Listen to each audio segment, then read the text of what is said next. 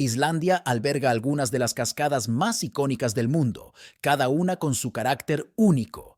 Desde la majestuosidad de Gullfoss hasta la posibilidad de caminar detrás de Seljalandsfoss, estas caídas de agua son atracciones turísticas emblemáticas. La red de ríos en Islandia es intrincada y variada. Muchos de sus cauces tienen su origen en los glaciares del interior, fluyendo a través de paisajes diversos antes de alcanzar el mar. La combinación de estos elementos contribuye a la belleza natural de la nación, creando un mosaico visual impresionante. Únete a nuestra comunidad global de exploradores curiosos. ¿Qué dato te sorprendió más?